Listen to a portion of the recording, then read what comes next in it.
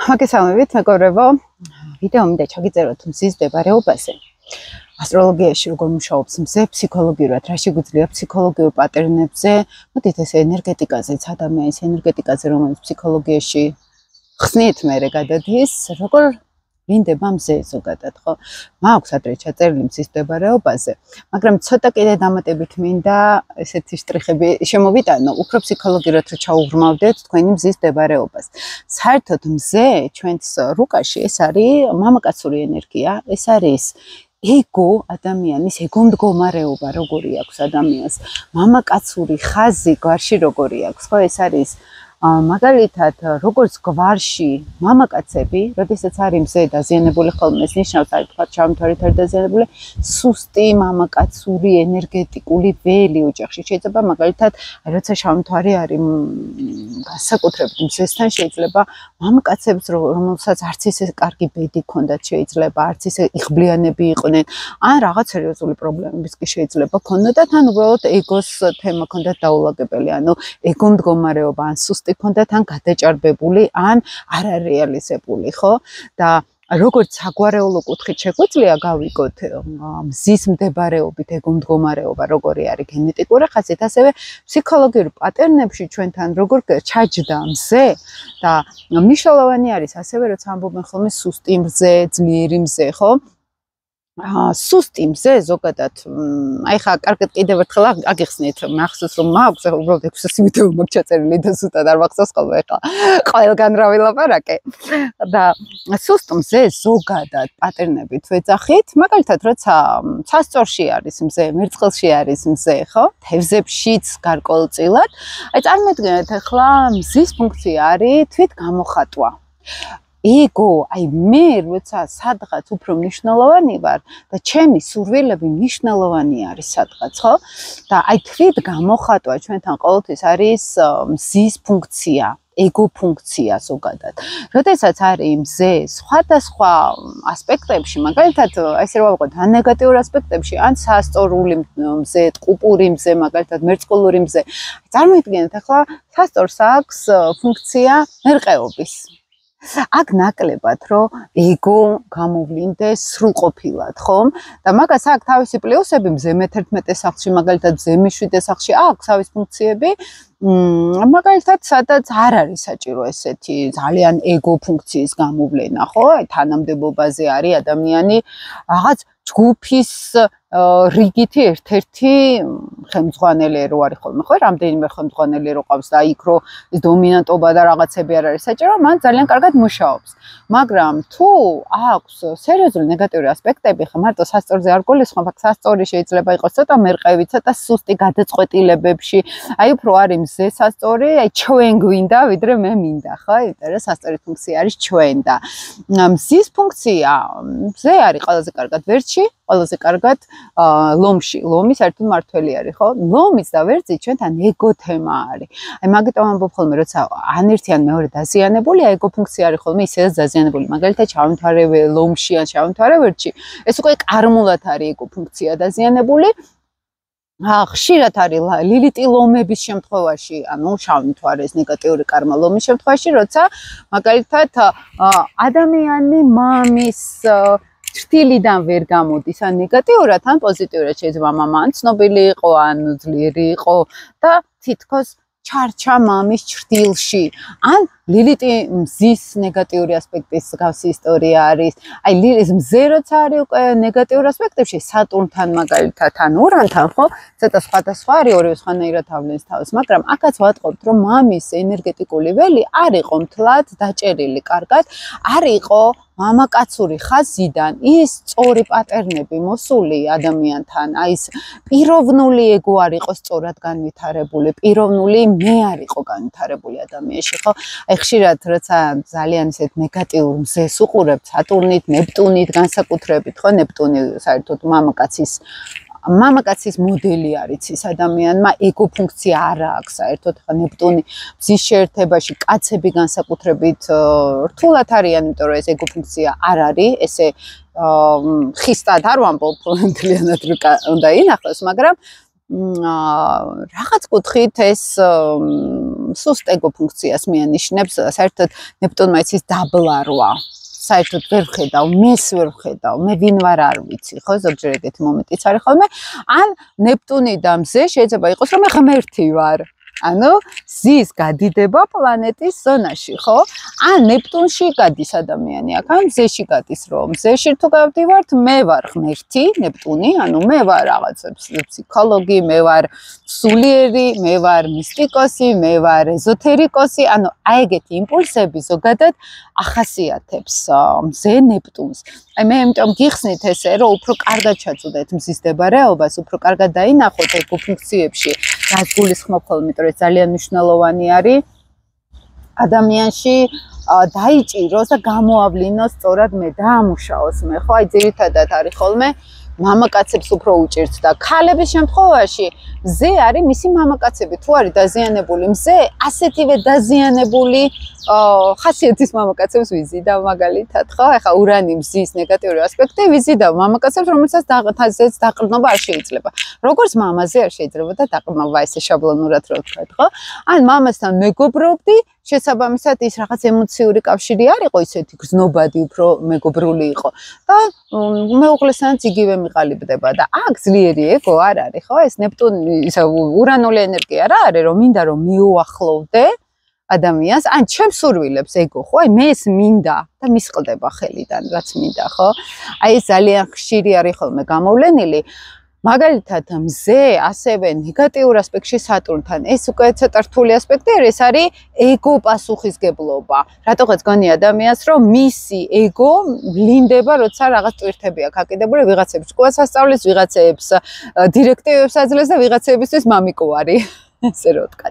და აქაც თვით გამოხატვა სიხარულის განცდა, მზე ხო სიხარულის განცდა არის, სადღაც იკარგება, სადღაც ქრება, აი ეს შინაგანი სიხარული, ეს შინაგანი მე, სადღაც ბავშვური მე, რომელსაც უნდა თამაში, რომელსაც უნდა რაღაცნაირად განვითარება, შემოქმედებითი იმპულსები არის, აი სადღაც სატურნის წნეხში არის სადღაც, ხო? და აი ესე აქ ადამიანს გამოვლენილი, რომ შემოქმედებითი პოტენციალი არის დადგმული, სიხარული, სიხალისი არის დადგმული და მაგიტომ არიან აი რაღაც უხალისოდ, უენერგიოდ, სერიოზულები ძალიან, აი სიცილი რომ შეიძლება ცოტა ეშინოდეთ კიდეც, რომ მე თუ მოვდუნდები, მე თუ ბედნიერი ვიქნები, იქ სადღაც რაღაცა მოხდება, ან მეწყინება, ან ცუდი რაღაცა მოხდება, ხო, ეს რწმენა წარმოდგენები შემოდის სატურნული, იმიტომ რომ იყო გამოცდილებაში ეს თემა.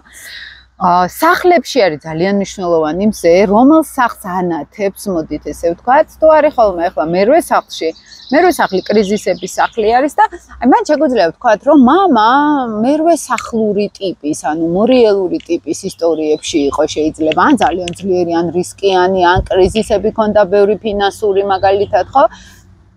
გარკვეულწილად ისტორიას გვიყვება მამაზე, ისტორიას გვიყვება კაცების გვარზე ზოგადად, აი ამას მიაქციეთ ყურადღება, როცა საერთოდ არ არის ასპექტირებული მზე, ძალიან უჭირს ადამიანს ეგო ფუნქცია საერთოდ დაიჭიროს. აი როგორ იცით, ნეპტუნი თუ საერთოდ ვერ ხედავს, აი მზე როცა არის უასპექტო, ხა ქალთან თუ არის თუ ქალთან თუ არის, საერთოდ აი ეს მე მინდა ვერ გამოხატავს ამას ისე როგორც მას უნდა შინაგანად, კაცის შემთხვევაში თითქოს აქ განცდა რომ არ ჩანს მისი ეგო ფუნქციები, ხო? და ნუ ესეთი რთული თემა არის ხოლმე, შეიძლება ხა ასპექტებში ტრანზიტებმა გააქტიუროს მზე რაღაცა ეტაპზე, მაგრამ მაინც შინაგანი განცდა არის, რომ სადღაც ადამიანი ვერ გამოხატავს იმ სიხარულს, იმ შემოქმედებით პოტენციალს, რაც მას ძალიან უნდა და რაც მაგალითად შინაგან სურვილებში არის და აქ თითქოს ეს ეგო სუსტდება შინაგანად რაღაცნაირად იცით როგორ გითხრათ, აი ცხოვრებაში რო არა მაქვს იმის განცდა, რომ მარტო მე ჩემი სურვილები დავიკმაყოფილე სადღაც მე შევძელი, რომ აი ის მე რაც მინდა ცნობიერ კოგნიტურ დონეზე ის განმეხორციელებინა. ამავე დროს ეს შემოქმედებითი ენერგია არის, როდესაც ჩვენ ვითარდებით აი გარემოს რო უყურებთ რაღაცნაირად, რომ აი ამისგან ახლა ეს შეიძლება გავაკეთო, ეს ფირმა გავაკეთო, ან ის ხო არ შევიტანო აქ შტრიხები. აი თითქოს ეს თემა ძალიან ძალიან ისეთი რთულად მისაღწევი ხდება და ამიტომ თერაპიულად ყოველთვის ახლა უფრო ვმუშაობთ ხოლმე ეგო ფუნქციის გაძლიერებაზე, ეგოს გაძლიერებაზე, მამის მოდელზე მუშაობენ ახლა უკვე თერაპევტებთან რო გადადიან ხოლმე, ვისაც ძალიან აქვს მაგალითად დაზიანებული მზის თემა, თუნდაც სხვათა შორის მე-11 სახლშიც და ურანთანაც ცოტა რთულად არის მზე, იცით, ამ შემთხვევაში, იმიტომ რომ მე-11 სახლი ეს არის თანამოაზრეები, ეს არის თანასწორი გარემო და ეგო იშლება, როცა აი ამ თანასწორობაში შედის და აი თითქოს მეს კარგავს ადამიანი, როგორც კი ჯგუფში შედის, როგორც კი თანამოაზრეებში შედის, აი სხვაგან შეიძლება ეს ეგო კონდეს, ძალიან ესეთი იყოს, არა, როგორც კი ჯგუფში შევა, როგორც კი თანამოაზრეებთან შევა, ეგრევე მე იკარგება.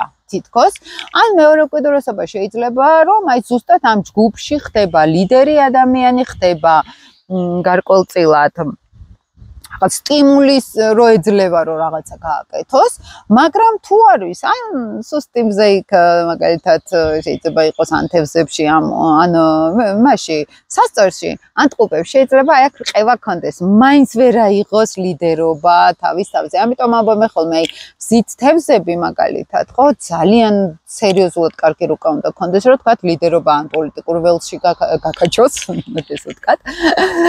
ან რაღაც ძალიან სერიოზულ ხელმძღვანელად. ესე იგი, მზე უნდა იყოს ძალიან ჩართული თავის სახლებით, თავის ასპექტებით, რომ მოერიოს ამ თევზურ ენერგეტიკას მზე, ხო? იმიტომ რომ თევზი ეს არის მაინც აი როდესაც ჩემი ეგო, აი რუხი კარდინალივით რომ მუშაობს, ჩემი ეგო ვლინდება, რაც უფრო ვლავირებ, რაც უფრო ისე გზნობებში ვავლენ თავს, მაგალითად მესმის უფრო სხვების, მაგალითად აი ის რო ახლა ძალიან აქტიურად გამოხატო მესმინდა, ამას ურჩევნია რაღაც აი ესე თევზურად მიუაროს ადამიანს, რაღაც ემოციურად მიუდგეს, მოусმინოს მაგალითად და ისე გააკეთებინოს. აი ეგ არის ხოლმე უფრო თევზური. იცით რა არის? ერთი ცოდეთ რომ ზოგადად ახლა ჩვენ ზოდიაქოზე ვლაპარაკობთ, როცა ამბობენ ზოდიაქოთი ეს ვარ, ზოდიაქოთი ის ვარ. აი ეს მზის ფუნქცია ძალიან მნიშვნელოვანი არის ფაქტიურად. მზე და მთვარე ეს არის თავარი წამყვანი. ახლა მზე პირველ რიგში ჩანს ადამიანთან ახლა, ხო? განსაკუთრებით კაცებთან, თორე ქალებთან უფრო მთვარე ჩანს ხოლმე და როგორი მზე ყავს ქალს, მის მამაკაცში ჩანს ხოლმე როგორც წესი. და აი მანდ იყო როგორ იცით ადრე რომ აი ამ მზის ფუნქციის გამოხატულებას ქალები მაინც თავის თავზე არ იღებდნენ ხოლმე. ეს იყო უფრო მათ მამაკაცში ჩადებული. ახლა ნენელა ვიწყებთ ქალებიც უკვე მზის ამოქმედებას და ზოგჯერ პირიქით გადადიან ხოლმე მზის ფუნქციაზე ქალები და მთვარე იკარგება მათ და მზის ფუნქციაზე რო გადადიან აუცილებლად მთვარის ტიპაჟი, ანუ ქალური ენერგიის მამაკაცები მოვლენ და მე ეგეც არ მოწონთ, მე მაგაზე წუწუნებენ. და ეგ როგორ იცით განსაკუთრებით ახლა როცა არის ძლიერი მზე, რა თქმა უნდა, ამ ენერგიის გამოვლენა უფრო უადვილდება ადამიანს, აი ამ მზის, აი ცნობიერი, ამბიციური ნაწილის გამოვლენა უფრო უადვილდება ქალს ამ შემთხვევაში და თუ არის ძლიერი მთვარე, მას უფრო აი ქალური ენერგიის, პასიური ენერგიის გამოვლენა უფრო უადვილდება და შესაბამისად აი იმ ეგო ფუნქციებს მამაკაცებს აძლევენ ხოლმე, ხო, რაღაცნაირად აბარებენ მამაკაცს. ძალიან მარტივი არის ასტროლოგიური პირადი რუკით დავინახოთ რა ენერგიაზე ის ადამიანი, რომელ ამ ქალურ და კაცურ ენერგიებში სად არის ხა წინაზე ხო ჩაგიწერეთ მთვარეზე ვიდეო და აი აქ მთვარეზე ჩვენ უფრო შინაგან სხეულებრივ კონტაქტზე ვლაპარაკობდით, შინაგან სხეულებრივ კონტაქტზე და მზე ეს არის ცნობიერი კონტაქტი საკუთარ თავთან, როცა მე მაგალითად ვაანალიზებ, როცა მე კოგნიტურად ხვდები რა ხდება ჩემს გარემოში, ანუ მთვარის გაცნობიერება მზით უნდა მოხდეს, ხო ხვდებით, ანუ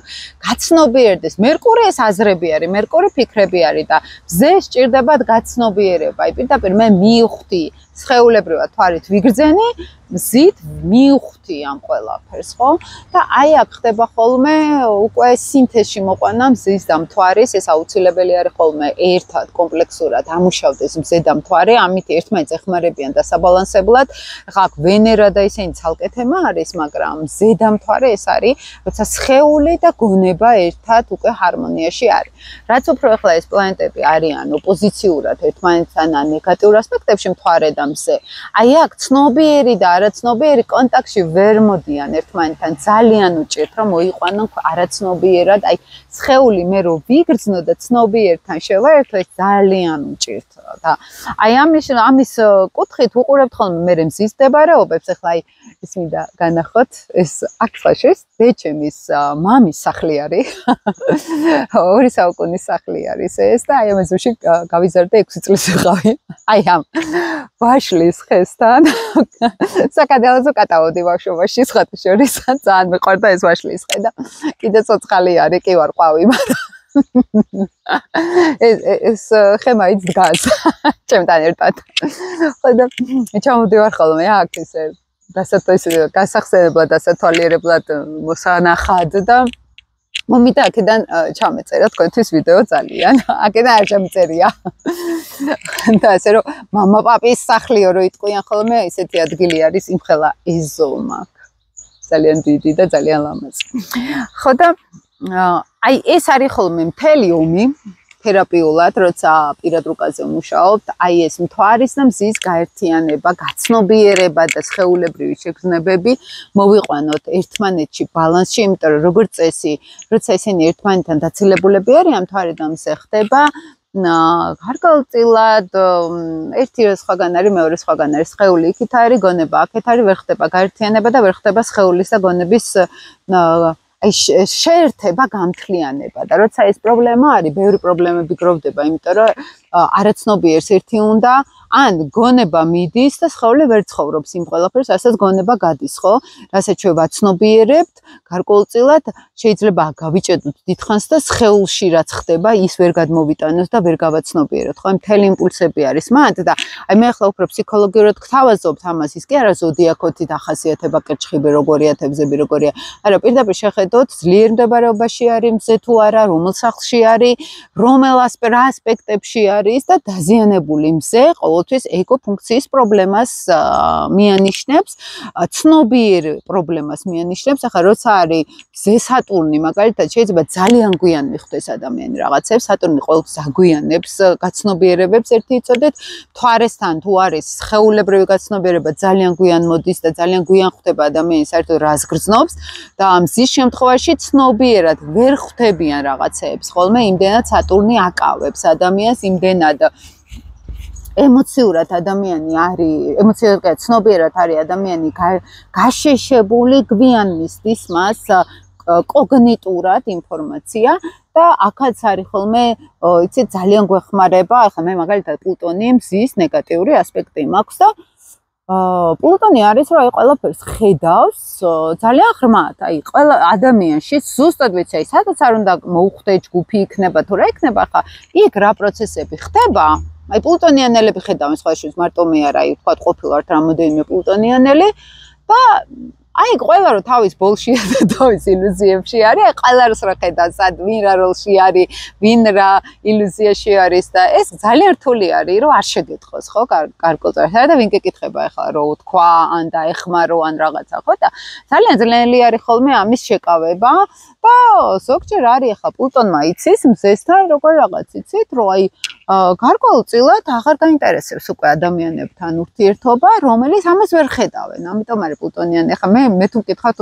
პლუტონი ყველაზე ოკეი არის მზესთან ნეგატიურ ასპექტებში იმიტომ რომ პლუტონს არ უყვარს ტყუილი არ უყვარს ილუზიები პირიქით ყველანაირ რისკზე წავა ყველანაირ თერაპიაზე თუ ყველაფერს გააკეთებს რომ ეს სიმართლე გაიგოს და მე თუ მკითხავთ ზუსტად მაგი არის პრობლემა რომ ზოგჯერ თხრის ზოგჯერ წინაკარმულ თემებს ამუშავებს არათუ ახლანდელს და პლუტონიანელებს უეუბნები ხოლმე რომ ნუ გეჩქარება იცხოვრებ ამ ყველაფერს თავის დროზე გაიგებ ნუ აძალებ თავს ნუ აწვევი შენ თავს და აი ეს მეხმარება იმაში თუნდაც ასტროლოგიური ცოდნა წლების წინ რომ დავიწყე ამ ასპექტზე მუშაობა გაცნობიერებულად ხო აი როცა ვხედავ რომ ადამიანი თავის რაღაცაში არის რო არ ესმის აღარ ვცდილობ რომ რაღაცნაირად მივანიშნო ადრე აი ვიცით ხოლმე პლუტონიანელებმა მივანიშნებ ჩაუგდებ ეხლა აღარ ვაკეთებ მაგას აი ტრიგონიანები როგორც იქცევიან პლუტონის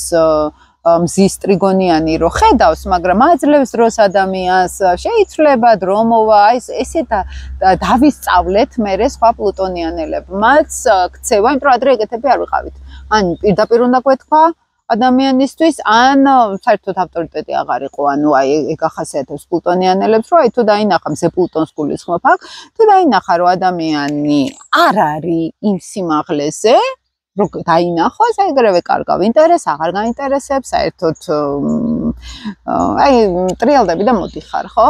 ანუ ძალიან ადვილად პლუტონი ჭრის აბსოლუტურად ურთიერთობას, ხო? ჭრის ინტერესს მაგალითად. აი შეიძლება იყოს ძალიან კარგი თერაპევტი ვიღაც სხვისთვის. მივდივართ პლუტონიანელები და აი წამში იფერფლება იმ ადამიანის წლები, ნაშენები, სახელი. იმიტომ რომ ერთ რაღაცა ისეთ სისულელე შეიძლება თქვას, რომ აი რა ხდები, რომ ეს ყველაფერი გაიარე უკვე და ეს კიდე იქ არის.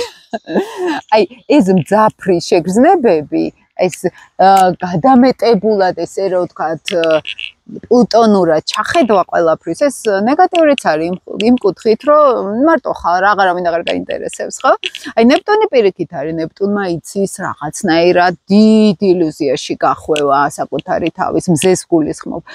პლუტონი მზე თუ არის ცოტა ტრანვირებული ეგ მდგომარეობა, მეხლა ურანიმის სტრინი მშველის თორე ეს პლუტონი იქნება და რაღაცა ძალიან დარკი. და სხვათა შორის ვცდილობ ხოლმე რომ აი ეს დარკი ენერგიაო რომ ეძახიან, მზე პლუტონი აი დარკი არის რასაც გვია. აი ამ ენერგიას არ გავყვე ხოლმე და ურანზე გადავდივარ. ძალიან სუბუქა, ძალიან ხიარულად, თორე ამ პლუტონმა შეიძლება იმხელა ის რაღაც შინაგანის აგრესიას გამოავლინოს ხოლმე რომ მე ეს ძალიან ისეთი რთული არის. აქაც არის რაღაცები გვიბალანსებს მზესთან, ხო, რაღაცები არის, რომ ჩვენი არჩევანი არის პლუტონზე გადავალთ თუ მზეზე გადავალთ მაგალითად, მაგრამ ეს რო საერთოდ დავინახოთ, ამისთვის გჭირდება უკვე ჩვენ თუნდაც ვიცოდეთ მზის მდებარეობა, ეგო მდგომარეობა, ეგო ფუნქციები როგორ აქვს განვითარებული, რა ტრამვები გვაქვს მაგალითად, ხშირად აი პლუტონიანელებს ახლა შეერთება ვისაც აქვს, მაგალითად, რომ აი მამა იყო ყველაზე მაგარი და ყველა კაცებს ზვიან, იმიტომ რომ არა ისეთი მაგარი არ არის, ანუ აი მაგალითად ადრეს თქვი წინა ვიდეოში, ფროიდის შვილი, ანა, რომელიც გაყვა თერაპიებს, ფსიქოლოგიას და საერთოდ არც გათხოვდა და არც თავის ცხოვრება არ ქონდა, მამას გადაყვა, ასე თქვენ, მამის პროფესიას მზე პლუტონი ყავდა. და ეს ნიშნავს, რომ იმდენად არის მამის ეგო ფუნქციაზე მიჭრჭულობა, რომ გაგრძელებად თვლიან ხოლმე ლამის თავს. ეს მზე პლუტონის უფრო შეერთებაზე შემჩნევია, კვადრატურა ოპოზიცია უფრო დაძაბული ასპექტი არის და უფრო ზოგჯერ ვამბობთ ხოლმე, რომ შეიძლება მაგალითად დანაკარგი იყო მამასთან, შეიძლება ყენები იყო მამასთან, ან შეიძლება ასევე იყო რაღაცნაირად ძალაუფლების განცდა, რომ მამა ყველაზე ძლიერი არის, ყველაზე მაგარი არის, მაგრამ ახლა იმას არ ნიშნავს, რომ გაყვეს მამას, ხო? თუმცა, როცა არის პლუტონით მზე დატვირთული, რაც არ უნდა აქ ასპექტირებული, რაც არ უნდა ნიშანში იყოს, ასწორში იყოს, რაც იყოს, ხო? აქ მზე, მაინც პლუტონი აძლევს დარკს, აძლევს სიმძაფრეს, აძლევს ისეთ აგრესიულ იმპულსებსაც და ჩაღრმავების ტრანსფორმაციის ენერგეტიკასაც. აი ახლა თუ არის ნეპტუნიანელი ქალი, რომელსაც მსმელები, ნარკომანები, ლოთები, 1000 ესეთი ტიპაჟები ხვდებათ, პლუტონიანელს ხვდება ან გავლენიანი ფიგურა, ან ძალაუფლების ფიგურა, ან ძალოვან სტრუქტურებში რო არის ადამიანი, ან ქირურგი არის, ანუ პლუტონურ პროფესიებში უნდა იყოს უფრო მამაკაცი. მზე ნეპტუნი, ეს არის ნეპტუნიანურ პროფესიებში, ან ლოთობა პროფესიაში იყოს ადამიანი. ხაი ძალიან ერევათ მამაკაცებთან, ხოლმე ძალიან ბლარი არის. აქ ეხლა ნუ მე ესე პირდაპირ გეუბნებით ყოველგვარი ესეთ შელამაზებებით, რა თქმა უნდა, იქ ძალიან მნიშვნელოვანი არის უკვე პირად რუკაში რა ხდება, ხო? შეიძლება უბრალოდ ძალიან სუსტი, კეთილი სუბუქი მამაკაცი შეხვდეს, სულ არ არის ხოლმე საჭირო აქ რაღაც ისეთი, ხო? და აი ამ ზის მდებარეობას მამაკაცის როლზე რო შეხვდეთ, რას ვამბობთ, ხო? ეგო ფუნქცია, მე როგორ ვხედავ ჩემ ეგოს, მე როგორ ვხედავ ჩემ თვითგამოხატვას და იმ იმპულსს ვეძებ სხვებში მამაკაცებში. თუ არის კარმულად დაზიანებული, რა თქმა უნდა, აქ გავდივართ უკვე რომ მამაკაცების გვარში ძმა იქნება, ბიძა იქნება, ბაბუა იქნება, რაღაც არ იყო ბედში მათთან კარგად, არ იყო ის იღბალი ან ის დადებითი ან მკაცების გვარი არის სუთ მდგომარეობაში, ესე ვამბობთ ხოლმე და ძალიან ბევრი პირად კონსულტაციაზე მინახავს, რომ ეს სამწუხაროდ ესე აღმოჩენილა ხოლმე მერე უმეტესად და ამითი ვაკვირდებით ხოლმე მზეს, ანუ ეს არ არის უბრალოდ ზოგდიაქო, ეს არ არის უბრალოდ მე როგორი ხასიათი მაქვს, ეს არის მთელი საგვარეულო მამაკაცური ენერგეტიკა, ეს არის მთელი საგვარეულოს ეგო ფუნქციები როგორ ვითარდებოდა. ანუ ადამიანის მე როგორ გამოხატეს, მე თვით გამოხატვა წახალისებული იყო თუ პირიქით შეფერხებული იყო. ქონდა ის სითბო და სიყვარული ადამიანს თუ ქონდა აი ამ სიყვარულთან დაკავშირებით ყივილები მაგალითად, ან მიუღებლობა, ან მიჯაჭვულობა, ან შიშები თუ ქონდა მაგალითად, ხო, აი მამის დაკარგვის ხშირად არის ხოლმე პლუტონი მზის შემთხვევაში, ხო?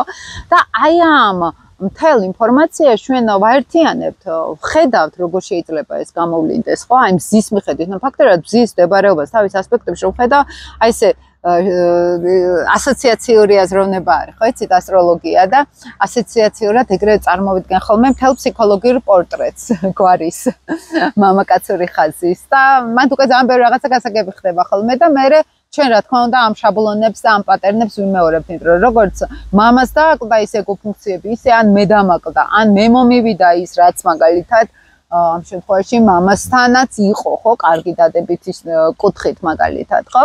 და ეს გვეხმარება თვით გამოხატვაში. ეს გვეხმარება არა მარტო მამაკაცში შევდოთ ქალებმა მაგალითად ეს მზის ენერგია, არამედ ჩვენ თავშიც შევდოთ ჩვენი ეკო ფუნქციები. მე მინდა და მე ამას ვაკეთებ, მე ამას ვეძებ, მე მაქვს ამის გამბედაობა, აი ეს მამაკაცური იმპულსი, ხო? ეს თავისუფლად შეუძლია დაიჭიროს ადამიანმა და ძალიან კარგად შეიძლება მე ეს გამოიყენოს ცხოვრების განვითარებაში. ეს არის ყველაზე მნიშვნელოვანი. მაგის უჭირდება მზის შესწავლა, რომ დავინახოთ ეგო ფუნქცია როგორ აქვს ადამიანს და ფსიქოლოგია თუ უბრალოდ გკითხავს, რომ აი მამა როგორი იყო, რუკეთ უყურებთ ჩვენ თელ აი ბაბუა, იმის ბაბუა, მამაკაცების გვარის ენერგეტიკა როგორ მოდიოდა, რა ჩაილექა, აი პატერნები რეები იყო, აი ესე ნაწილს რა ჩაიდო, რომელიც ჩემამდე მოვიდა უკვე ამ მდგომარეობაში და მე მნიშვნელოვანი არის, რომ მეც იგივე არ გავაგრძელოთ. ან ნეგატივი, ან დადებითი, ხო? და ამას აქვს ძალიან ესეთი დიდი მნიშვნელობა ამ კუთხით, რომ ეს გავაცნობიეროთ, ეს დავინახოთ არა ზოდიაქო, არამედ უკვე გაცილებით ღრმა, რაღაცა აი მისტიური მას ვეძახი ხოლმე ამას, რა, იმ თელს გვარს რო უყურებ, აი გრძნობ ენერგეტიკულად, ხედავ მზეს, მის ასპექტებს და ენერგეტიკულად ხედავ უკვე იქ რა ხდებოდა. და რა წმენა წარმოდგენები, რა პატერნები მიიზიდა ამ ადამიანმა მის ეკო ფუნქციაში, რა სცენარები განვითარდა, როგორ ჩამოყალიბდა მის ბავშვობაში და შესაბამისად მომავალში როგორ განავითარებს. ამას აი ძალიან კარგად ჩანს და ეს მინდოდა მეგობრებო თქვენთვის მომეყოლა. ვცდილობ ხოლმე სულ რომ აი იმ შაბლონური დახასიათება ასტროლოგიიდან გადმოგიყვანოთ ანალიტიკურ ასტროლოგიაზე, აზროვნებით ასტროლოგიაში, ხო, აზროვნებაში ჩავერთოთ, აზროვნება ვისწავლოთ ასტროლოგიური და არა უბრალოდ ხლა ზოდიაქოს ნიშნები და ესეთი მაგიტომ არის ცოტა ინტელექტუალური ხალხი მყავხართ თქვენ ვინც მისმენთ ხოლმე რომ ამდენის რო გესმით ახლა ძალიან ბევრი ესეთ რაღაცას ვერგებულობს ხოლმე და ამ დროს ეს მართლა იმსახურებს ასტროლოგია ძალიან ღრმა ესეთ ფილოსოფიურ მეცნიერული დაწერთა კონდეს ამ ყველაფერს და აუცილებლად მაგას გავაკეთებ მომავალში რომ ასტროლოგიას ამ კუთხითაც რაღაც ძალიან სისტემურად მეცნიერული კუთხით მივცემ ამას რაღაც სახეს ესე რომ ვთქვა და წარმატებული მეგობრებო ველოდები ხოლმე თქვენ კომენტარებს ძალიან მიხარია ხოლმე სხვაშორის ბევრი რაღაცებს რომ მიწერთ ხოლმე ესე იგი მისმენდნენ ესე იგი აინტერესებთ და ველოდებით ხოლმე აბა დროებით